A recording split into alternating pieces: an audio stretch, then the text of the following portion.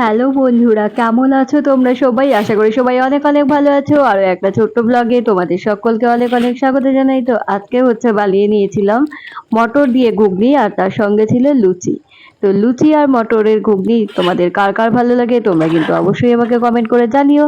তো লুচি মটরের ঘুগনি বানানোর জন্য লুচিটা তো ভেজে নিয়েছি ময়দা দিয়ে, আর আমি মটরটাকে সেদ্ধ করতে বসিয়ে দিয়েছি। আলুগুলোকে ছোট করে কেটে ভেজে নিয়েছি।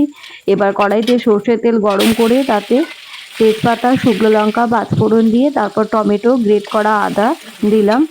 এরপরে সমস্ত গুঁড়ো মশলা, হলুদ গুঁড়া, লঙ্কা গুঁড়া, জিরা গুঁড়া দিয়ে অল্প সামান্য পরিমাণে জল দিয়ে ভালো করে কষিয়ে নেব মশলাটাকে।